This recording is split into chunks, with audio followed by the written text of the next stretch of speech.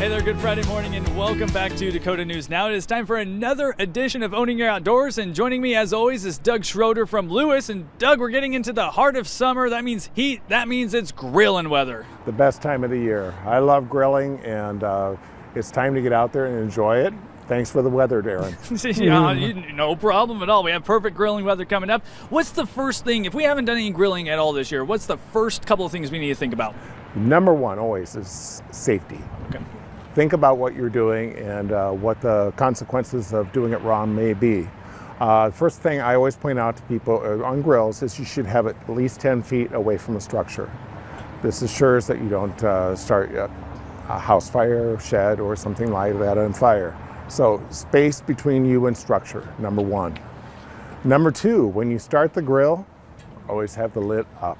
Very important. Yes, I've seen it happen before, people not thinking, and boom, we have a little bit of an explosion.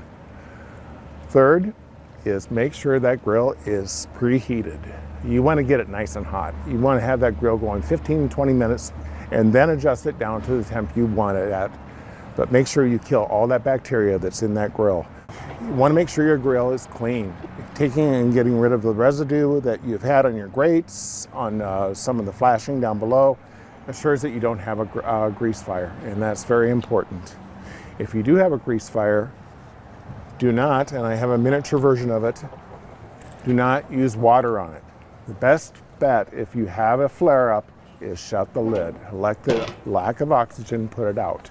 If you spray it with water, all you're going to do is cause more of a grease fire. I'm going to go on to some cooking tips.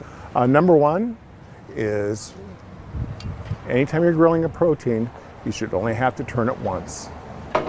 Don't be one of these guys that has the grill lid open, flip, flip, flip.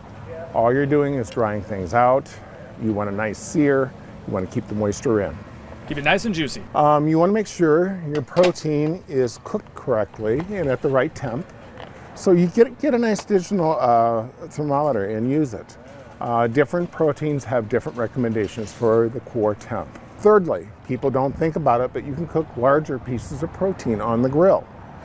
What we do there is after you get the grill started and it's preheated, you simply turn off your center knob so that center burner on a 3-burner grill is turned off. Place your protein on the center of the grill and you'll get indirect heat, and you can cook it slower and get it nice and tender. Want to talk about some troubleshooting here, Aaron? Yes. I'm always getting phone calls and people asking, my grill isn't heating correctly. What is the problem? Usually what has happened is your regulator is stuck. This happens, Aaron, when you take and you're in a hurry and you don't turn off your knobs. Say the knobs are on this grill, but you turn the propane off there. This causes the regulator to malfunction, or what I call being stuck. The way we solve this problem is we shut everything down, get everything shut down. We shut off our propane, of course, and you loosen your propane tank.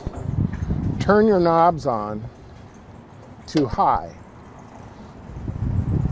I would say for a couple minutes. Then you reverse. You turn your knobs off, reconnect. Make sure when you connect your propane tank for it to be nice and tight. Now, we do it in the correct order. You turn on your propane tank, correct order, grill fires right up. If that doesn't work, what I recommend people doing is just simply a little dish soap, water, take a rag, wipe your hose down, start it up. If you get some bubbling, that means your hose is bad, and I would recommend just replacing the hose and the regulator at that point.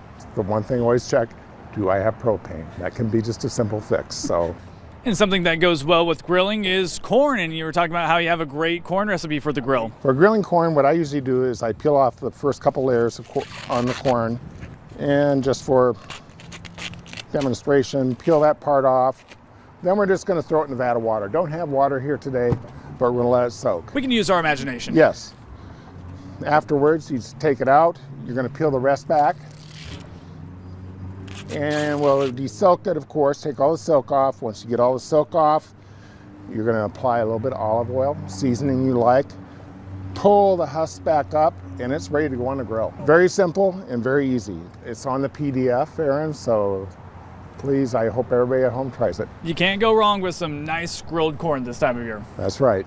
Doug, thank you so much for all the tips and advice. We're going to have all this information online at dakotanewsnow.com. We're also going to have that PDF with that recipe on there for you if you want to check it out. Doug, thanks again.